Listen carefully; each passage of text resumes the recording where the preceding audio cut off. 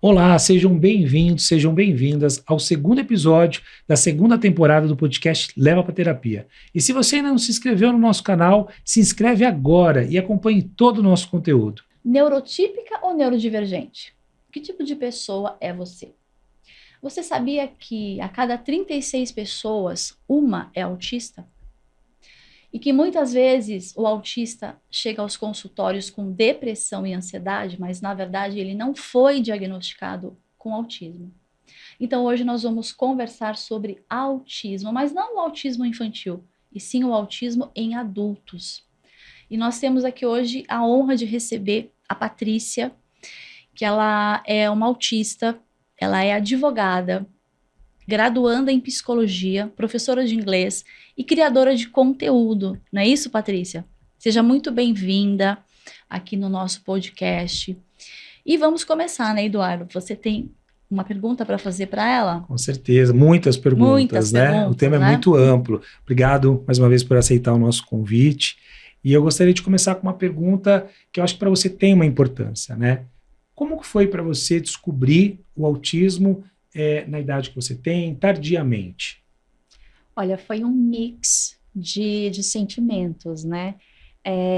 A primeira vez que eu li o laudo, ali, tal como está, como autista de nível de suporte 1, eu me senti aliviada, né? Um grande alívio, porque tudo que eu passei durante a vida inteira tinha, de fato, uma explicação, porque você tá, assim, uma explicação para o seu sofrimento é desesperador, né? Então, por ter encontrado uma resposta, eu me senti aliviada. Mas também é um mix de sentimentos que eu senti porque você tem que fazer um luto da pessoa que você achava que você era, e da pessoa que você acreditava que você seria no futuro, né? Sabendo de todas as suas limitações, que não é qualquer coisa que você vai conseguir fazer como qualquer neurotípico, né, faria. Então, você passa por esse processo de luto, vamos dizer assim, né? E aí você acaba enterrando a pessoa que você achava que seria, e isso dá um pouco de angústia, né? Depois, com o tempo, né, esse sentimento melhora, e aí você começa a voltar para terapias, né? O que é que eu posso fazer agora para finalmente tratar o que sempre me incomodou. E assim, o que te levou a procurar, né, um médico para ter esse diagnóstico? Olha, todas as dificuldades desde criança. Se eu puder elencar as dificuldades aqui, era uma falta de atenção e de foco muito grande que me atrapalhava na aula, né? Para você ter uma ideia, quando as professoras falavam, né? Eu acredito que isso seja por causa do problema sensorial, tá? No meio do discurso da aula, parecia que elas estavam falando outra língua. Parecia que não era mais português, porque tinha o barulho das crianças em volta, né, dos outros alunos, tinha ela falando, tinha alguém puxando a carteira de um lado para o outro, aqueles barulhos se confundiam tanto que eu não conseguia, parecia que estava com algum problema auditivo, na verdade, de captar claramente a mensagem que ela passava. Isso me causou muito problema na escola. Tanto a falta da capacidade de organização, né, porque o autismo muitas vezes ele vem com uma disfunção executiva, né, e quando você tem a disfunção executiva comprometida, você perde um pouco dessa capacidade de organizar, de planejar, né, de ali organizar o seu tempo, de manejar tudo isso, e para uma criança isso se torna muito pesado. Né? Se alguns adultos, até neurotípicos, já têm dificuldades com isso, imagina para uma criança autista que nem sequer se dá conta do seu diagnóstico. E ainda mais na geração que nós vivíamos, né? A nossa geração é diferente da geração de hoje, que tem mais conhecimento, que tem mais acesso às informações, que as escolas, na verdade, supostamente são mais preparadas, né? Na nossa geração, imagina você chegar para sua mãe e falar de todas essas dificuldades, como que de repente ela encararia, né? Exatamente, sempre foi encarado como se fosse um estereótipo de uma garota preguiçosa, que não se importa muito com os estudos, né? Frescura. Com frescura também. Todos esses estigmas, né, a gente vai carregando. E conforme o passar, né, da vida, isso só foi piorando, não foi algo que se foi melhorando, né? Então, eu tive dificuldades em empregos, fora as dificuldades de relações sociais, né? E é uma coisa que é difícil de alguém entender quando você tem um nível de suporte 1 e principalmente quando você foi diagnosticado na vida adulta, né? Porque quando você pega uma pessoa aí de 30, 35 anos que acabou de ser diagnosticado, ela já aprendeu um comportamento ao longo da vida, né, mesmo que de uma forma forçada, a se comportar de uma maneira neurotípica. Mas mesmo assim, eu sentia que tudo isso não era natural em mim. Eu precisava de uma explicação do porquê eu era, na minha cabeça, quebrado, tão disfuncional, né, entre aspas, ante outras pessoas, né, neurotípicas. E diz uma coisa pra gente, Patrícia, como é que foi essa tua jornada de diagnóstico? Você procurou um psiquiatra, um neurologista? Porque, assim, hoje existem especialistas, né, para diagnosticar autismo, mas nem todo mundo tem acesso a essa informação. E muitas vezes o próprio psiquiatra não diagnostica, né, de uma forma correta, né? Ele fala, não, você não tem autismo, é outra coisa, vai tomar um antidepressivo, né, um ansiolítico. Então, como é que foi essa tua jornada? Você foi em quais especialistas? Quanto tempo demorou para que você pudesse ter esse diagnóstico? Olha, fazendo uma piada aqui, demorou-se 35 anos. A vida toda. A vida toda, praticamente. Porque a minha família tem me levado a profissionais e eu sempre procurava profissionais também para entender o que acontecia comigo. Eu sempre ganhava diversos outros diagnósticos. Já fui diagnosticada como tenho transtorno do humor, transtorno bipolar, como transtorno de personalidade borderline, como uma distimia, que é um tipo de depressão que você vai carregando, né, levando a vida inteira, mas nunca vinha o diagnóstico de autismo, até porque naquela época, né, os critérios de diagnósticos, e até hoje, ainda é muito baseado nas características masculinas, né? Tanto que a gente se vê muito, principalmente no mês do autismo, a utilização da cor azul, simbolizando que os meninos sofrem mais de autismo, né? E até hoje esses critérios não levam em consideração o jeito feminino, porque há diferenças cerebrais entre homens e mulheres, né? E as mulheres, elas são mais adaptativas, então elas conseguem camuflar mais, elas conseguem se socializar mais, elas conseguem copiar, né, o comportamento neurotípico, e elas passam despercebidas, assim, a vida inteira, ganhando outros diagnósticos, né? Sendo invalidadas por médicos que acham, não, você está olhando no olho, você está se comunicando bem, nunca que você vai ser autista, né? Já puxando lá aquelas características masculinas, que está até um pouco, eu acho que ultrapassado, porque se você vê bem, pelo que eu soube, a primeira pessoa a ser diagnosticada com autismo hoje tem 89 anos, é um tempo muito curto para você ter tantos avanços assim, né? Ainda está se construindo isso. E também me parece que quando você fala do autismo nível 1, as pessoas não dão tanta importância, né? Não dão mesmo. Como assim, ai, nossa, é tipo 1, não tem muito reflexo, né? Como que você enxerga isso? É um pouco revoltante até, porque as pessoas, elas veem um autismo como se fosse uma linha, né? Aqui está o leve, aqui está o moderado e aqui está o dito grave. Severo. Quando que, na verdade, é um espectro, né? Isso está mais para uma roda, né, do que para uma linha. Então, cada um vai ter certas dificuldades em maior grau ou em menor grau, né? E os autistas, eles podem transitar os níveis de suporte. Isso que está faltando muita orientação para os médicos, né? Os especialistas sabem disso, mas a maioria da classe médica não se dá conta disso. Para eles, os níveis de suporte são fixos, o que não são, né? Eu posso ser nível 1 para me comunicar, para me socializar, mas eu posso ser nível 2 para cuidar de mim mesma, das minhas necessidades básicas, que eu sinto muita dificuldade com isso. E eu posso ser nível 3 no controle emocional, porque quando eu tenho crises, meu descontrole emocional é enorme, que se iguala até uma crise de nível 3. Então, a gente fica dançando entre esses níveis de suporte que não são fixos, né? Porque a interpretação que se tem é que ou você é severo ou você é leve. E que vai Mas é ser muito sempre interessante assim. o que você está dizendo, porque Muito. na verdade é uma roda, dependendo do movimento você tá para um nível ou para o outro, né? Exatamente. Então, as pessoas erroneamente acham que tudo que a gente sente é muito leve, quando que na verdade não é, né? O sofrimento interno, o sofrimento psíquico, emocional e a necessidade de se encaixar em fazer masking o tempo inteiro, né? Que esgota a nossa atividade mental.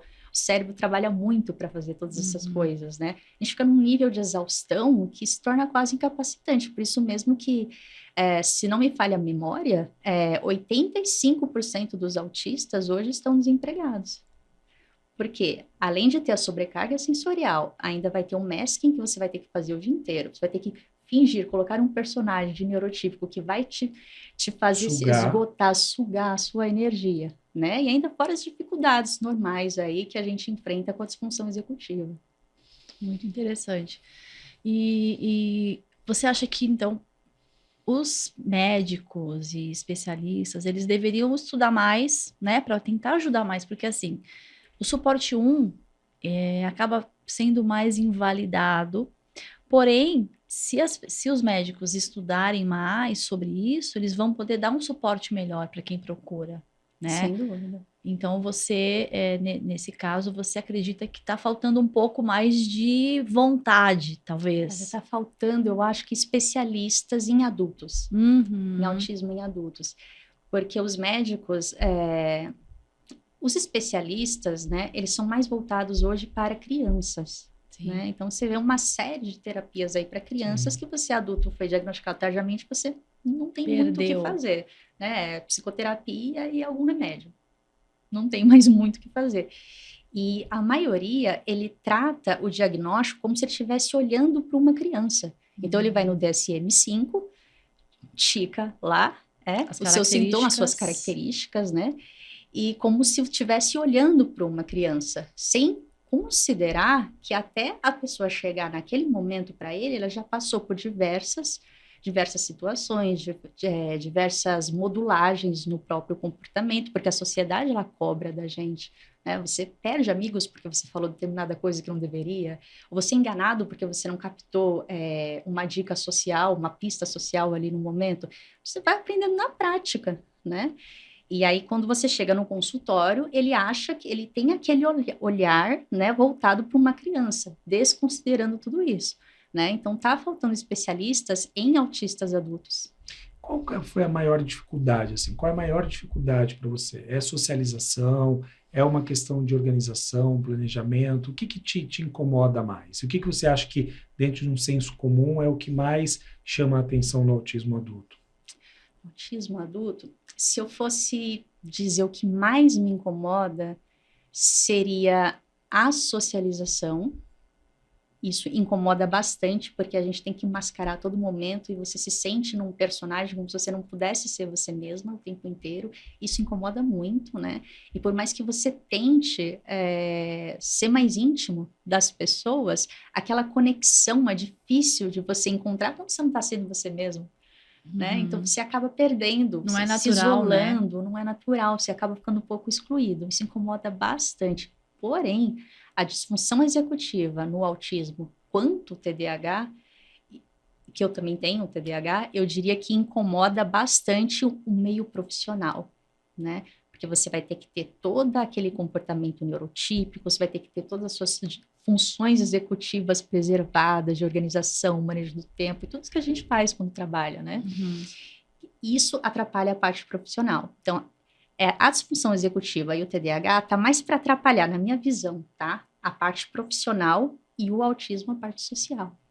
Entendi, essa é a maior dificuldade que você... Você está estudando hoje psicologia, né? Você é formado em Direito e hoje você está estudando psicologia. Por que você foi para a área da psicologia? Você acredita que possa vir a ajudar as pessoas? Olha, eu gostaria muito, né, de fazer uma especialização no futuro, terminando a faculdade, e trabalhar como neuropsicóloga, para justamente também ajudar pessoas a terem o diagnóstico tardio, né? Então, eu tenho essa pretensão de tratar autistas adultos, né? E pessoas neurodivergentes no geral. Depois que eu descobri o meu diagnóstico, eu desenvolvi o que a gente chama de hiperfoco, né? Em autismo. Então, para mim, trabalhar com esse tema, falar com esse tema, é prazeroso por estar dentro do meu hiperfoco, né? E por ter essa capacidade de entender o que um autista adulto ele está passando, né, visto por dentro, né, sendo eu autista, eu acho que vou me sentir muito bem ajudando eles nessa parte. E como eu disse no começo, né, o autista não diagnosticado, ele tende a ter crises de ansiedade, né? Por justamente tentar se encaixar nessa normalidade, né? Você já passou por isso, Patrícia? Muito, muito. Eu tenho ansiedade, né, também junto. E a ansiedade, ela bate sempre muito forte, porque todas as minhas relações sociais, né, não importa quantas vezes eu vá para a faculdade ou quantas vezes eu vá trabalhar no mesmo local, eu me sinto sempre em uma entrevista de emprego. Imagina você presa numa entrevista de emprego a vida toda. Se policiando, Se né? policiando o seu comportamento, como você respira, como você sorri, como você fala, se você sorri agora, se você olha no olho tanto tempo, se você não olha no olho, se tá ruim não olhar no olho tanto tempo. Então você tá o tempo inteiro fazendo esse personagem como se você estivesse preso numa eterna entrevista de trabalho que não termina.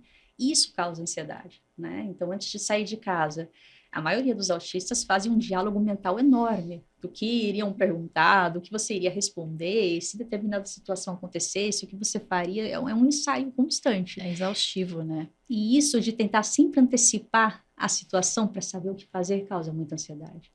Mas você tem visto uma diferença hoje de comportamento social? Porque hoje a gente consegue entender mais, né? De várias vertentes, né? A questão da sexualidade, ela é vista de uma forma diferente. A questão da criança com TDAH ou com autismo, as pessoas estão mais tolerantes, até porque elas têm mais informações. Você sente esse acolhimento ou esse olhar de naturalidade, ou você ainda você se sente julgada a todo momento? Olha, agora que eu estou retornando para a faculdade com o meu diagnóstico, né, sabendo que eu tenho autismo, eu percebo um acolhimento maior nas pessoas mais jovens, né? Nas pessoas mais velhas, eu ainda percebo essa rigidez de que tudo é besteira, de que tudo é manha, de que é frescura, é um comportamento mimado e que é falta de trabalho, é falta de passar necessidade na vida. É a moda, né? É a moda que Entende? Que as pessoas olham como uma moda, né? As pessoas mais velhas olham isso como sendo uma moda, né? Então, a informação hoje, né, está disponível para a gente. Eu, há alguns anos atrás, se eu fosse pensar se eu seria autista ou não, jamais passaria que eu teria alguma coisa na minha cabeça, porque para mim, assim como para eles, autismo era só do nível de suporte 3, né? Um autista que tem muita dificuldade na comunicação, que muitas vezes possui deficiência intelectual. Então, estereotipado. Era essa a imagem que eu tinha, né, de autista. Então, se não fosse graças à internet, a essa bomba de informações que a gente está tendo hoje, eu jamais suspeitaria que eu poderia ter alguma coisa e jamais teria ido procurar um diagnóstico. E, na verdade, muitas pessoas acabam acreditando que podem virar autistas, né? Isso é interessante a gente entender que existem características que estão presentes desde a infância, né? E muitas vezes não foram olhadas, não foram acolhidas, né? Você percebeu isso na sua vida inteira? Características que você já tinha na infância e que, como você disse, elas foram aumentando, né, as dificuldades com a idade adulta, porque os compromissos, as responsabilidades vão aumentando, né? Sim. Todas as características, eu diria, que eu tenho hoje, eu já enfrentava ali na infância com uma dificuldade, uma certa dificuldade, né? Então, a questão da interação social com coleguinhas na escola era uma coisa que não conseguia me dar bem com eles não conseguiam me dar bem comigo, a nossa comunicação era diferente, né? Nas brincadeiras, ou quando eu monopolizava a brincadeira, não estava entendendo muito aquela interação social, né? Uhum. Ou eu queria mudar a brincadeira para uma brincadeira que eu gostava, então sempre teve essa divergência, assim, social, mesmo na infância, né? Em situações próprias de criança, né? E fora os problemas sensoriais, eu me lembro que eu tinha muita crise, principalmente quando eu saía com a minha mãe, né? E a minha mãe, ela sempre trabalhou muito, então ela sempre foi muito ocupada, então sempre quando ela tinha que sair, finalmente de casa para fazer alguma coisa, era para fazer alguma coisa voltada para adulto, para ela. Então eu vou no shopping comprar uma roupa para mim, vamos junto. Ou eu vou resolver tal problema e eu vou junto. Uhum. E eu tinha crises horríveis, né? Por causa da sobrecarga sensorial. Então, me lembro de ter crise de choro, de desespero, gritava, fazia o que chamam, né, de birra, né, de manha.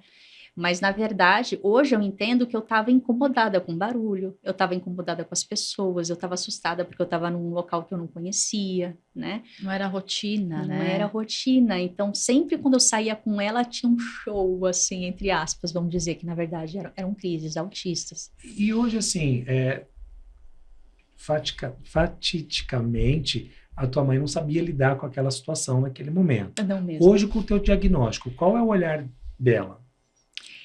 Faz sentido para ela muitas coisas, mas eu acho que assim como eu tive que passar por um processo de luto de quem eu achava que eu era, eu acho que isso também é válido para ela. Eu acho que ela também, como é recente, né? Foi em 2022 que eu fui diagnosticada, eu acho que ela ainda está tentando também, né? Aceitar, né? Se desfazer daquela imagem de filha neurotípica que ela tinha certeza, né?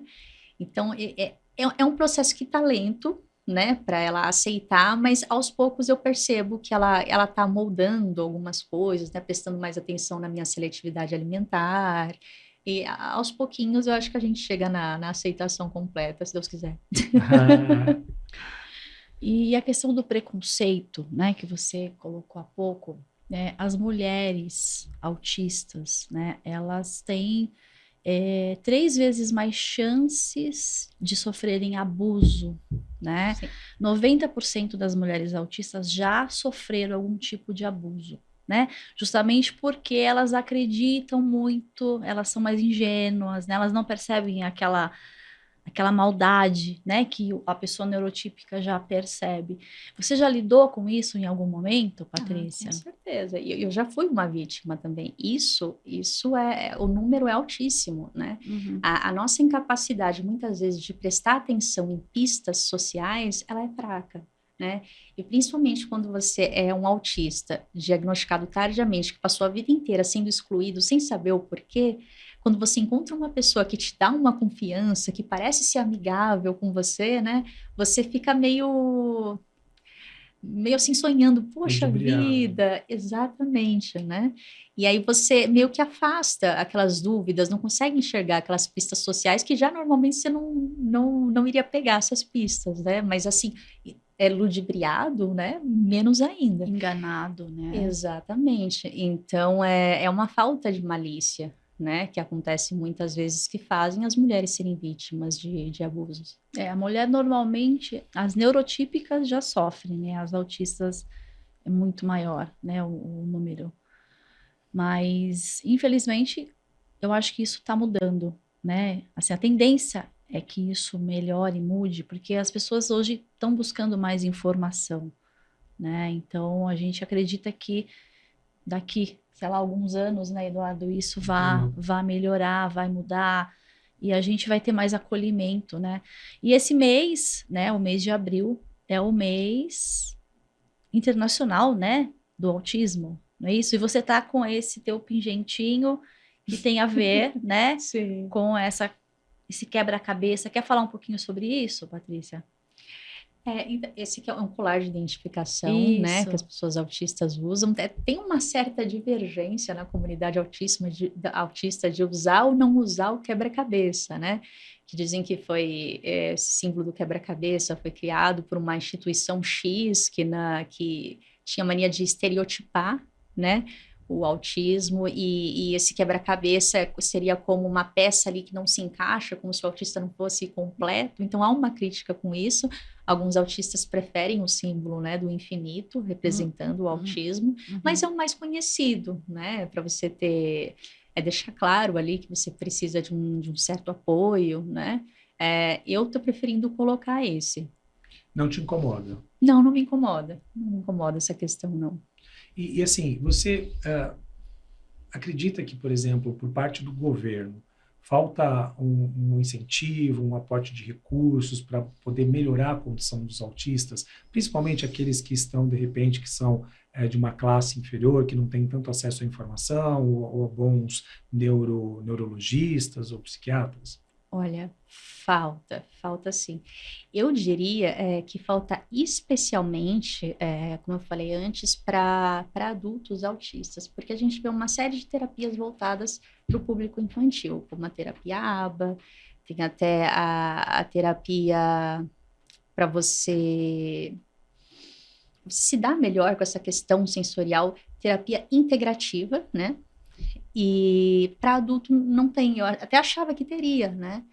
Mas é raro você ver uma terapia ABA voltado para as necessidades dos adultos, né? Porque você não vai ensinar um adulto a sentar numa mesa comportadinho, a não se balançar tanto, a ficar ali quietinho. Já aprendeu, já passou por esse processo todo. Mas existem outros processos que seriam necessários. Por exemplo, numa conversa, né? Um autista adulto sempre precisa, quase sempre, né? Precisaria disso. Quando é a hora que eu falo? Quando é a hora que eu paro de falar? Como eu interligo esse assunto com esse assunto para chegar onde eu quero? Para quem eu tenho que olhar a todo momento? E quando está em grupo, qual vai ser a minha vez de interromper um assunto para fazer uma observação? São coisas que fariam parte da terapia ABA, mas voltada para um público adulto. Tá faltando pensar nessa parte. Principalmente essas questões de trabalho, né, de socialização, onde você mesmo disse, a pessoa se perde muito. Às vezes ela perde a oportunidade de emprego justamente por não conseguir ter essa noção de planejamento, de prazos, não conseguir ser compreendida, né, pelo movimento corporativo. Exatamente. E uma coisa interessante, quando eu senti mais apoio profissional, era quando eu era estagiária. Porque as empresas e os profissionais oferecem para o estagiário o suporte que o autista adulto precisaria. Então, a partir do momento que eu parei de ser estagiária, eu não tinha meu diagnóstico, eu me senti, tá, e agora? Perdida. Né? Para o estagiário, você dá um suporte, né? Olha, qualquer dúvida me pergunta, não tem problema perguntar, você está aprendendo, é normal, tá certo que já não está mais aprendendo, você é um profissional, mas eles deixam as portas abertas, assim, sem críticas, para você perguntar, para você ser orientado, vem que você está conseguindo se planejar direitinho, deixa eu te ajudar para você ver se você entende. Aqui eles dão um certo suporte que seria necessário para um autista adulto, né? O que mais podemos falar? O que mais você acha que é importante a gente... Então, eu pensei em falar sobre 3 características, né, que você poderia falar sobre você, o que isso impacta mais na sua vida. Acho que você já falou, né? Eu falei? Não falou da questão mesmo da dificuldade de organizar, né, de se planejar. É verdade. Essa parte pega muito em mim, sempre falo dela. Tá, eu acho que a gente pode falar da pandemia, por exemplo, de repente, para o autista, a pandemia, nessa questão de ficar trabalhando em casa... Não tem nada a ver. Não, essa parte de trabalhar em casa foi ótima. Mas não mudou nada na questão que todo mundo ficou isolado, em casa, meio excluído, mas o autista adulto sempre passou a vida inteira assim. Em casa, ele não excluído, mudou, jogando seu videogame, fazendo uma coisinha ali, não mudou muita coisa. Não mudou muita coisa, né? Aliás, a gente deu graças a Deus por não aparecerem visitas inesperadas, né? Porque por causa do Covid. É verdade. Então, mas de repente, a pandemia, ela até, de uma certa forma, ajudou o autista a ficar mais isolado, era o que ele queria, não sei se isso tem a ver. Não seria, como é que eu vou explicar?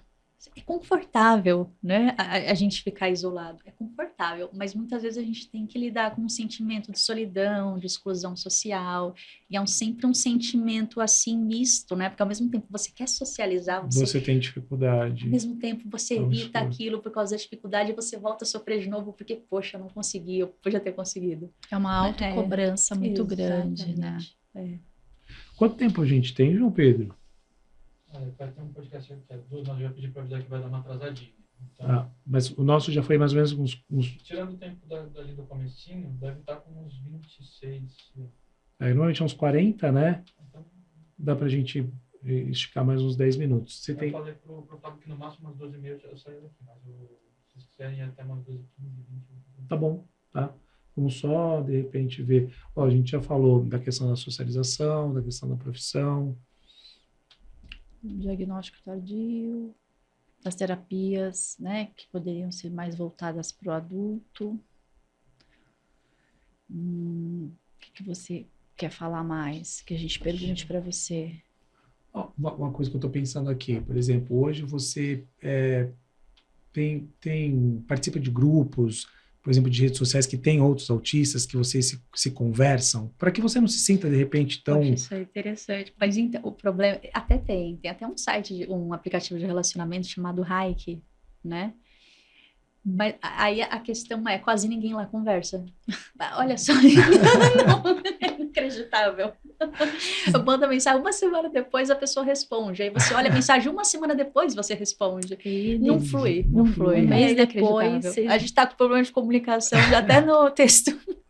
Mas aí você fala, não, chega a ser engraçado, Não né? é Assim, engraçado. e é engraçado porque o TDAH, eu vejo muito disso, né? Porque eu te falei, o Vitor tem TDAH, e aí, assim, eu vejo muito, quando eu vejo as coisas do TikTok, é sempre estereotipando TDAH ou esquecido que esqueceu a chave, que fez essa tipo de brincadeira, o que não é feito tanto com o autismo, mas é o que você está falando, né?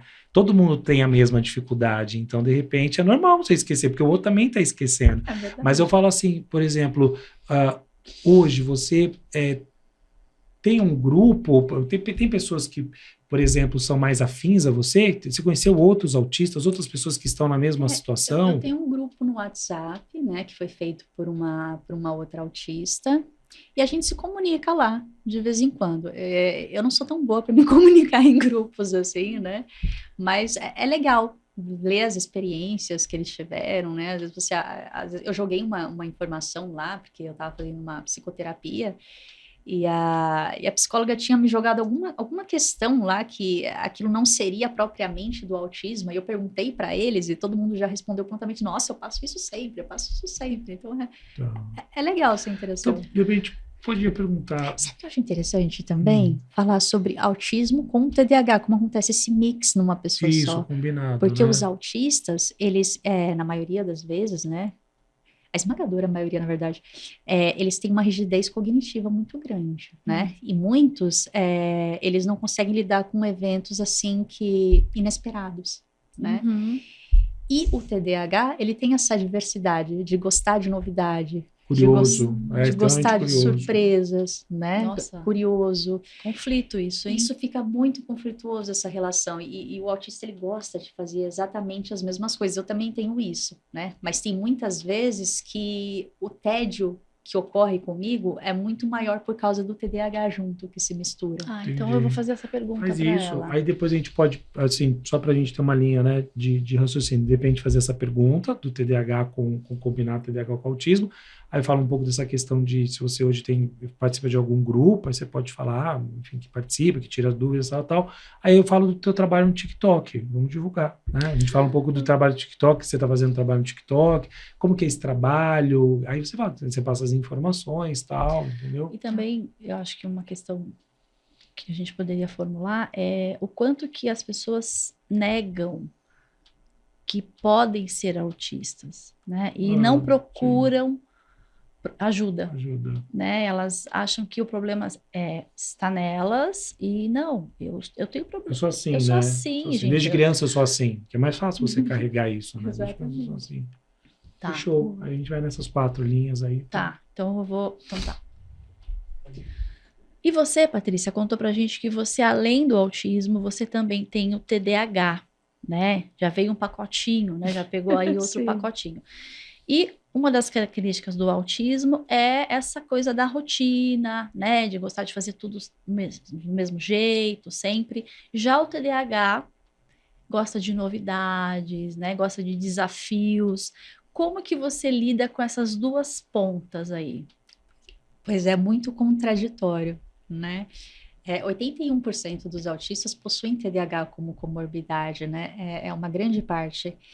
E a gente tem que lidar com esse sentimento de contradição a todo momento, né? Então, ao mesmo tempo, você quer sair, conhecer um ambiente novo, você quer se aventurar e conhecer pessoas novas, mas, ao mesmo momento, a parte do autismo não vai gostar da socialização, então você vai se sentir com ansiedade para poder sair de casa, para poder conhecer um local novo, para poder se aventurar em alguma coisa.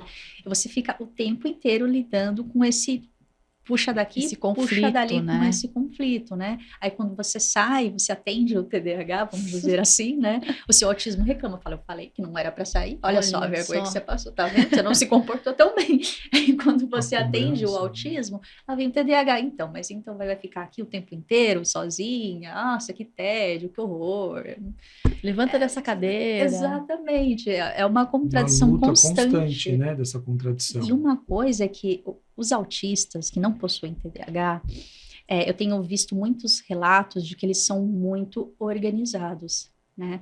Então, são aqueles tipos de pessoas que colocam as coisas num determinado local, sabem onde encontrar tudo, enfileira tudo. E quando você tem TDAH junto, né, isso não acontece, né? Então, eu já fui comparada, assim, com outros autistas, né? Poxa, mas aquele ali autista, ele é extremamente organizado, não pode nada sair do lugar. Como você pode ser autista se você é tão desorganizada? Assim, olha o seu quarto, que tem uma montanha de pilha de roupa até aqui, quase chegando ao teto. Então, é uma coisa característica de quem tem autismo com TDAH.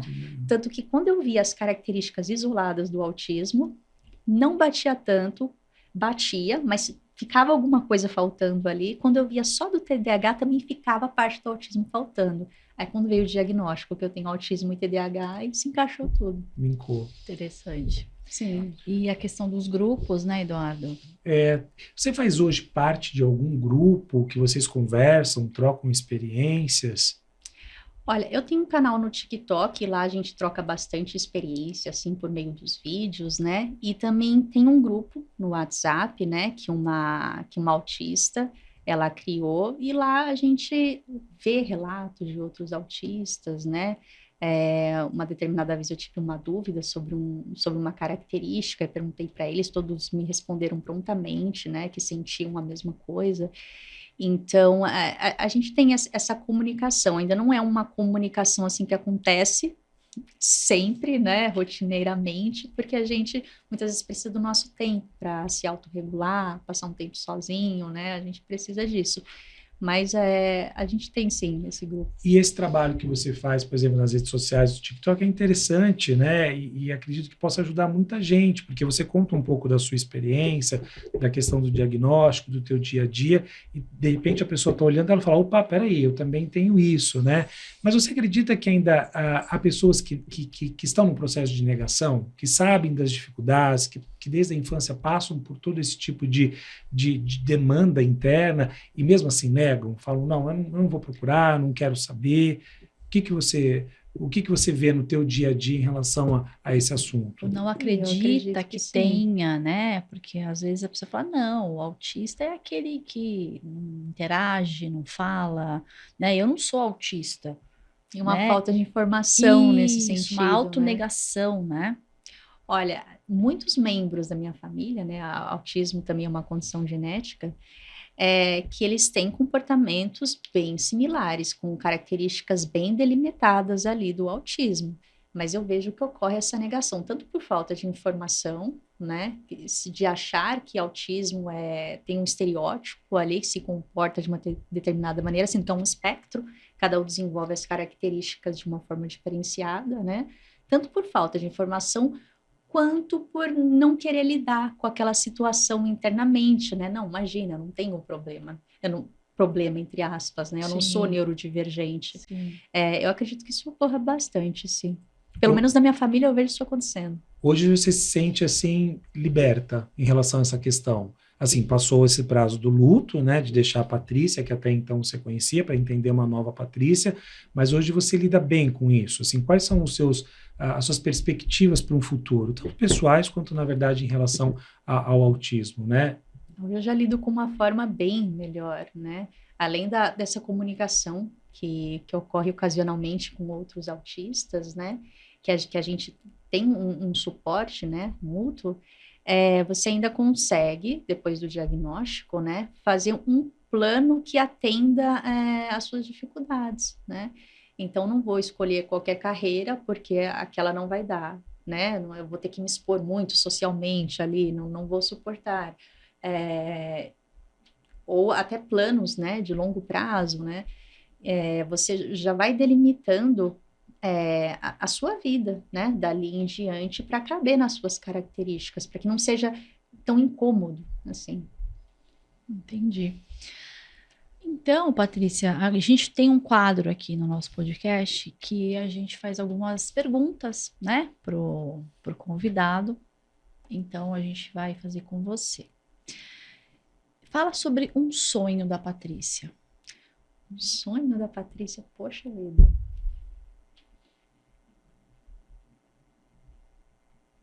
Sonho mesmo. Diretora de cinema em Hollywood. É sonho.